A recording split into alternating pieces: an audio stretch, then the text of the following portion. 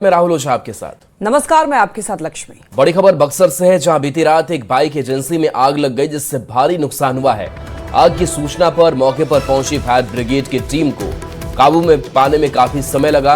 आग की लपटें इतनी तेज थी कि एजेंसी में रखी बाइक को बचाना मुश्किल था। एजेंसी में आग कैसे लगी फिलहाल साफ नहीं हो पाया है, लेकिन इस अगलगी में भारी नुकसान हुआ है। तो बड़ी खबर बक्सर से, जहां बीती रात एक बाइक एजेंसी में देखिए कैसे भीषण आग लग गई है, जिससे भारी नुकसान हुआ है। आग की सूचना पर मौके पर पहुंची फायर ब्रिगेड की टीम को काबू में पाने के लिए काफी समय लगा। आग की लपटें काफी तेज थी, एजेंसी में रखी बाइक को बचाना भी मुश्किल था। एजेंसी में आग कैसे लगी फिलहाल साफ नहीं हो पाया है। पुष्पराज पांडे हमारे साथ न्यूज 18 संवाददाता फोन लाइन पर है। पुष्प, कैसे ये पूरी घटना हुई और अभी क्या हालात हैं? आग की लपटें इतनी तेज थी कि जो कर्मी थे उन्हें समझ में नहीं आया कि किस तरह से आग की लपटें इतनी तेज हुई। हालांकि मामला कहीं न कहीं जो अंदर की जो बातें हैं वो सामने आ रही हैं कि शॉर्ट सर्किट से भी आग लग सकती है, लेकिन पूरा मामला फिलहाल जांच नवानगर थाना की पुलिस भी मौके पर पहुंची थी और अग्निशमन विभाग के जो अधिकारी हैं वो भी पहुंचे थे। हालांकि आग पर काबू पा लिया गया है, लेकिन आग के लगने के कारणों का पता लगाया जा रहा है। जी चलिए, शुक्रिया इस अपडेट के लिए आपका।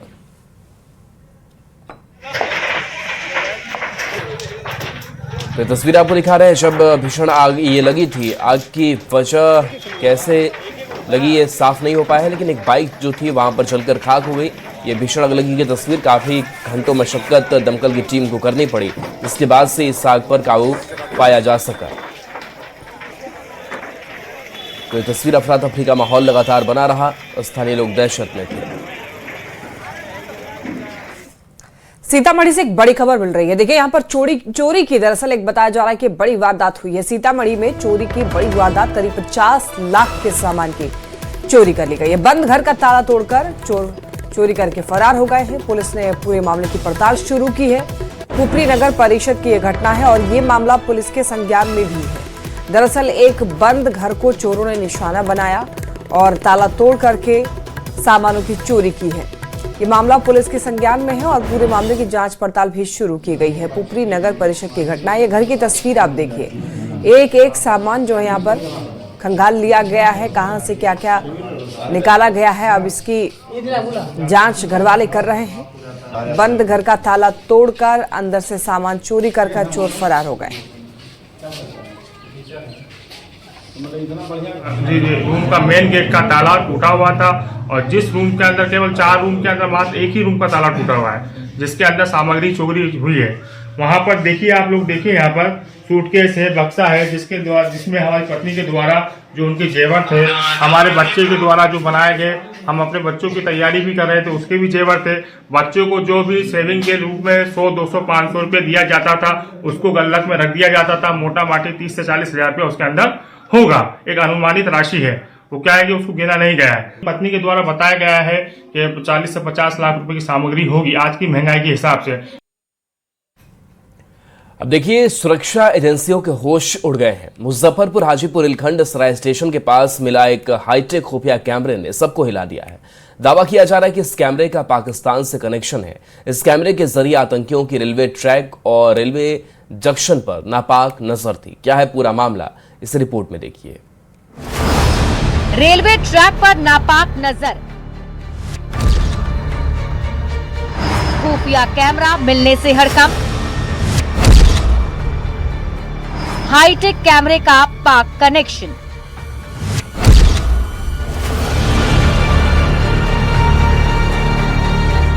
ये वही संदिग्ध कैमरा है जिसने सुरक्षा एजेंसियों की नींद उड़ा दी है।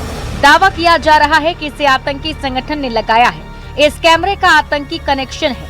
मुजफ्फरपुर हाजीपुर रेलखंड पर सराय स्टेशन के आगे रेलवे सिग्नल टावर के पास लगे इस कैमरे के मिलने के बाद हड़कंप मच गया। ये कोई साधारण कैमरा नहीं है, एक हाईटेक जासूसी उपकरण है। Camera secret IP camera 4G SIM के जरिए सीधे इंटरनेट से जुड़ा था। सोलर पैनल से चल रहे इस कैमरे को दूर बैठा कोई ऑपरेटर नियंत्रित कर रहा था। कैमरा विशेष रूप से रेलवे ट्रैक और वहां से गुजरने वाली ट्रेनों के साथ सड़क पर भी नजर रख रहा था। गुमटी मैन से मिली सूचना के बाद कैमरे को लेकर सनसनीखेज खुलासा हुआ है। दावा किया जा रहा है कि इस कैमरे में आतंकी यासीन भटकल की तस्वीर भी मिली है। आईपी एड्रेस की जांच में इसके तार कर्नाटक से जुड़ते नजर आ रहे हैं। ये कैमरा अंधेरे में भी साफ रिकॉर्डिंग करता है। अब सुरक्षा एजेंसियों को सबसे ज्यादा डर आतंकी रेकी का है। अब पूरे मामले की जांच बिहार एटीएस और एसटीएफ की टीम कर रही है। हालांकि रेल एसपी ने अभी आतंकी कनेक्शन की बात को नकार दिया है। कैमरा मिला है, ये सत्य है। वहाँ के स्टेशन अधीक्षक द्वारा एक लिखित आवेदन भी इस कार्यालय को उपलब्ध कराया गया है और सदालोक में हमने एक कांड दर्ज किया है और हम उसकी जांच कर रहे हैं। ऐसी अभी प्रारंभिक जांच में कोई ऐसी महत्वपूर्ण बात हम लोग से हाजीपुर मुजफ्फरपुर रेलखंड सामरिक और नागरिक परिवहन के लिहाज से बेहद अहम है। कैमरे को लेकर पाकिस्तान कनेक्शन की आशंका इसलिए भी जताई जा रही है क्योंकि जिस तरह से हाईटेक उपकरणों का इस्तेमाल किया है वो किसी बड़ी साजिश की ओर इशारा करता है। दावा किया जा रहा है कि इस कैमरे को आतंकी संगठन ने लगाया है। आतंकी कनेक्शन भी इसको लेकर बताया जा रहा है। हालांकि इसकी पुष्टि अब तक नहीं हो पाई है। हालांकि एटीएस और कई एजेंसियां जो है इसकी जांच में बताया जा रहा है कि एक दिन पहले हरियाणवी बोलने वाला एक संदिग्ध युवक संपार फाटक पर पहुंचा और खुद को एनजीओ से जुड़ा बताते हुए सिग्नल टावर पर कैमरा फिट कर निकल गया। गुमटी मैन ने शक होने पर स्टेशन मास्टर को बताया, फिर मामले का खुलासा हुआ। अब कैमरे से जुड़े सिम कार्ड के कॉल डिटेल्स रिकॉर्ड और आईपी एड्रेस को ट्रैक किया जा रहा है। जांच एजेंसियों का मानना है कि रेलवे ट्रैक, वीआईपी मूवमेंट या बड़े आतंकी हमले की रेकी के लिए कैमरा लगाया जा सकता है। सुरक्षा एजेंसियां इस बात की पड़ताल में लगी हैं कि कैमरे से डेटा आखिर कहां भेजा जा रहा था। मुजफ्फरपुर से संवाददाता प्रियांक सौरभ के साथ वैशाली से प्रफुल्ल कुमार की रिपोर्ट।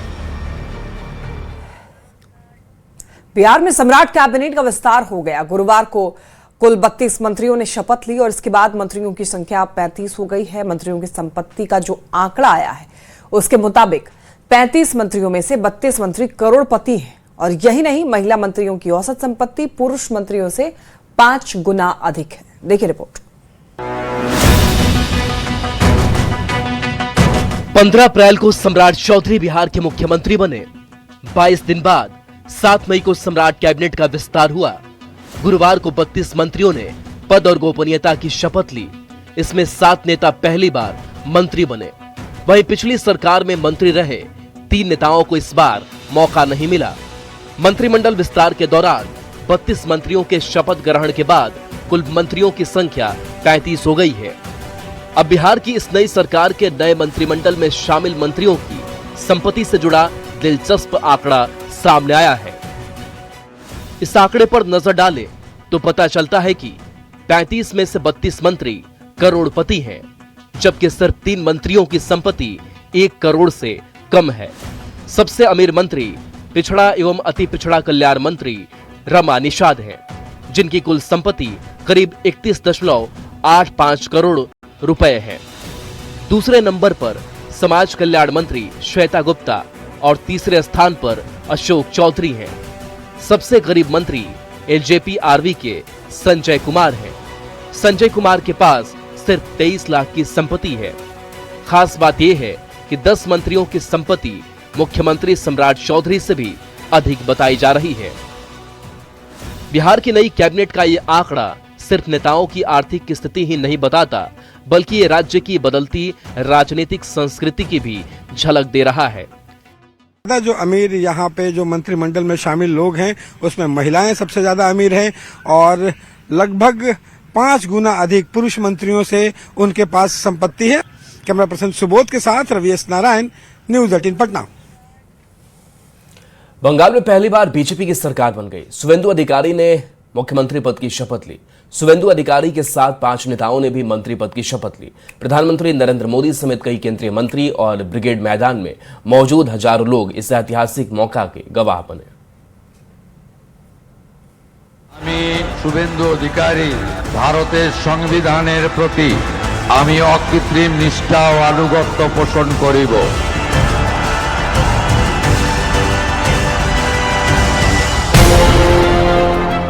शपथ ग्रहण की ये तस्वीरें सिर्फ एक तस्वीर भर नहीं बल्कि ऐतिहासिक क्षण की गवाह भी है। बंगाल में पहली बार बीजेपी की सरकार बनी है और शुवेंदु अधिकारी ने मुख्यमंत्री पद की शपथ ली। আমি শুভেন্দু অধিকারী शुवेंदु अधिकारी के साथ 5 मंत्रियों ने भी पद और गोपनीयता की शपथ ली है। ये मंत्री हैं दिलीप घोष, अग्निमित्रा पॉल, निशित प्रमाणिक, अशोक कीर्तिनिया और क्षुदीराम टूडू। आज का दिन बहुत महत्वपूर्ण है देश के लिए, बंगाल के लिए। इसलिए प्रधानमंत्री का इच्छा था नया सरकार रविंद्र जयंती का दिन अपना कार्यकाल शुरू करे।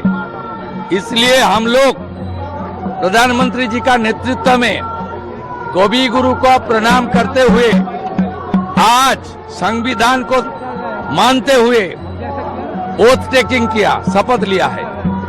और उसका बाद मेरा सरकारी कार्यक्रम ये जोड़ा साको से हुआ है, कवि गुरु को प्रणाम करके माल्यार्पण कर। प्रधानमंत्री नरेंद्र मोदी समेत कई केंद्रीय मंत्री और ब्रिगेड मैदान में मौजूद हजारों लोग इस ऐतिहासिक मौका के गवाह बने। इस शपथ समारोह में कई राज्यों के मुख्यमंत्री, केंद्रीय मंत्री और एनडीए के तमाम बड़े नेता मौजूद रहे। पीएम मोदी हर कार्यक्रम में अलग अंदाज में नजर आते हैं। आज जब पीएम मोदी शपथ ग्रहण समारोह में पहुंचे तो पश्चिम बंगाल की धरती जय श्री राम के नारों से गूंज उठी। सबसे पहले यहाँ पीएम मोदी का भव्य रोड शो हुआ।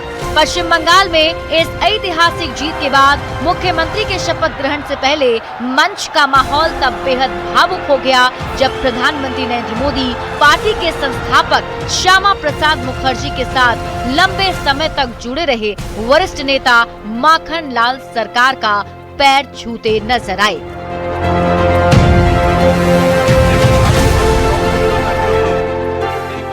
इस दृश्य ने पूरे कार्यक्रम को भावनात्मक बना दिया। सिलीगुड़ी के रहने वाले माखन लाल सरकार भारतीय जनता पार्टी के 98 साल के सबसे पुराने कार्यकर्ताओं में गिने जाते हैं। उन्होंने कश्मीर आंदोलन के दौरान श्यामा प्रसाद मुखर्जी के साथ काम किया और उनके साथ गिरफ्तारी भी दी थी। मंच पर जब पीएम मोदी ने उनको शॉल ओढ़ाकर अभिनंदन किया और फिर उनके पैर छुए तो माखन लाल सरकार के साथ साथ वहाँ मौजूद हर शख्स भावुक हो गया। इस दौरान माखन लाल सरकार ने भी प्रधानमंत्री को गले लगाकर अपना स्नेह जताया। बंगाल विधानसभा चुनाव में बीजेपी ने 207 सीट जीतकर ऐतिहासिक बहुमत हासिल किया है, जबकि पिछले 15 साल से सत्ता में रही टीएमसी महज 80 सीट पर सिमट गई। शुवेंदु अधिकारी नंदीग्राम और भवानीपुर सीट से चुनाव लड़े और भवानीपुर में तत्कालीन मुख्यमंत्री ममता बनर्जी को 15,000 अधिक वोट से हराकर बड़ा राजनीतिक उलटफेर कर दिया। बंगाल में अब डबल इंजन की सरकार बन गई है। इससे विकास को और ज्यादा गति मिलने की उम्मीद है।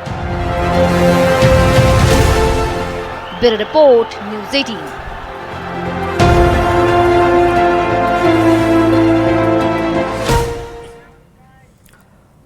पटना से बड़ी खबर है। देखिए, मंदिरी नाला के ऊपर बने 4 लेन सड़क को सोमवार को उद्घाटन होना है। मंदिरी नाला का नया नाम घोषित नवीन किशोर सिन्हा पथ नाम रखा गया है और उद्घाटन में शामिल होंगे सम्राट चौधरी। नितिन नवीन आज शाम पटना पहुंचेंगे। पथ निर्माण मंत्री शैलेंद्र भी मौजूद रहेंगे। बीजेपी नेताओं की मौजूदगी में ये उद्घाटन होगा।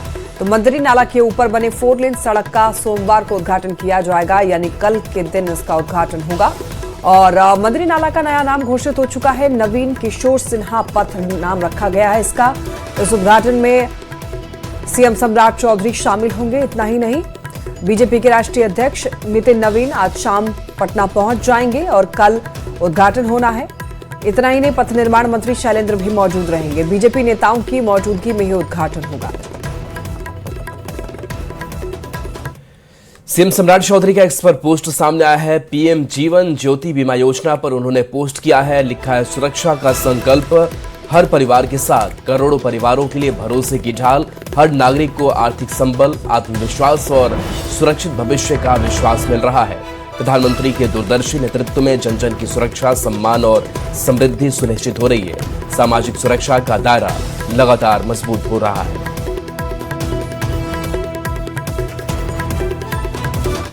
चिकन नेक के मुहाने और नेपाल और बांग्लादेश के अंतर्राष्ट्रीय सीमा से सटे किशनगंज के पोठिया में सीआईएसएफ का रीजनल ट्रेनिंग सेंटर खुलने जा रहा है। सीआईएसएफ ट्रेनिंग सेंटर के लिए 110 एकड़ जमीन का भी चयन कर लिया गया है और केंद्र सरकार ने इसकी मंजूरी भी दे दी है। सीआईएसएफ के ट्रेनिंग सेंटर खुलने के बाद भारत की आंतरिक सुरक्षा भी अवैध होने वाली और यहां पर जो सुरक्षा है उस पर खासतौर पर फोकस होगा।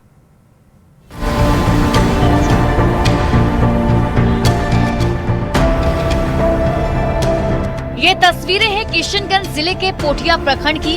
नेपाल और बांग्लादेश के बॉर्डर से सटे इस इलाके में अभी तो खेती बाड़ी हो रही है, दूर दूर तक खेतों में वीरानी पसरी है, लेकिन जल्द ये पूरा इलाका विकास की नई इबारत लिखने वाला है, क्योंकि केंद्र सरकार यहाँ सीआईएसएफ का ट्रेनिंग सेंटर खोलने जा रही है।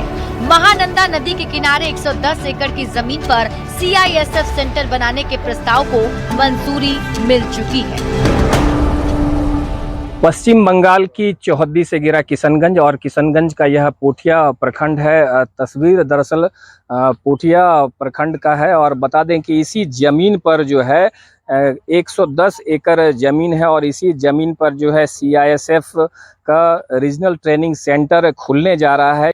सीआईएसएफ के ट्रेनिंग सेंटर के लिए जो विभागीय निर्देशानुसार करीब पोठिया अंचल अंतर्गत बुढ़नई पंचायत है, उसके अंतर्गत करीब 110 एकड़ 110.12 एकड़ भूमि को चिन्हित किया गया है और उसका प्रपोजल भी हम लोगों ने अपने स्तर से भेज दिया है।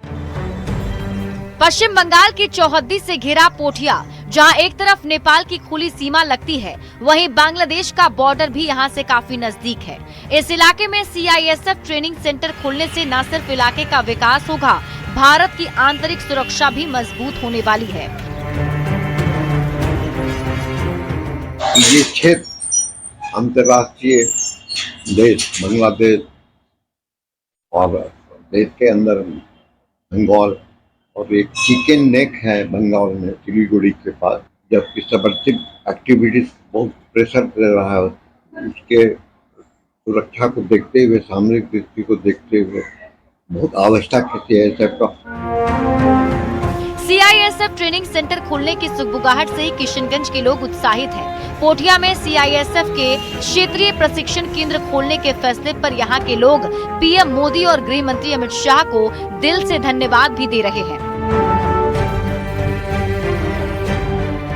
हम लोगों ने सुना कि यहाँ 110 एकड़ में जो सीआईएसएफ का जो ट्रेनिंग सेंटर है, जो से सुना तब से ही जो मन में जो है एक तरह का उत्साह का माहौल या यहाँ के लोगों में दिखाई देता है। इसके लिए हम गृह मंत्री माननीय अमित शाह जी, हमारे माननीय यशस्वी प्रधानमंत्री मोदी जी को अंतर्मन कोटि कोटि आभार व्यक्त करते हैं। अच्छी बात है ट्रेनिंग सेंटर, जैसे कि अगर ट्रेनिंग सेंटर खुलता है जो हमारे ये बंगाल बॉर्डर है, ठीक है, और यहाँ से बगल में चीन वगैरह जो भी है, तो यहाँ पे अगर ये ट्रेनिंग सेंटर खुलता है तो यहाँ पे सुरक्षा का व्यवस्था अच्छा रहेगा। पोठिया में खुलने वाले सीआईएसएफ का रीजनल ट्रेनिंग सेंटर क्यों अहम है? ये इलाका नेपाल और बांग्लादेश की अंतर्राष्ट्रीय सीमा से जुड़ा है। ट्रेनिंग सेंटर से भारत की आंतरिक सुरक्षा मजबूत होगी। सिलीगुड़ी के समीप चिकन नेक है, जिससे पूरा नॉर्थ ईस्ट जुड़ता है। चिकन नेक पर भारत विरोधियों की नापाक नजर है। चिकन नेक को अभेद बनाने के लिए ये बड़ा फैसला है। एयरपोर्ट, रेलवे लाइन की सुरक्षा के लिए ये सटीक जगह है। किशनगंज के पोठिया में सीआईएसएफ का रीजनल सेंटर खुलने के बाद पूरे इलाके की तस्वीर बदल जाएगी। न्यूज़ 18 के लिए किशनगंज से सतीश कुमार की रिपोर्ट।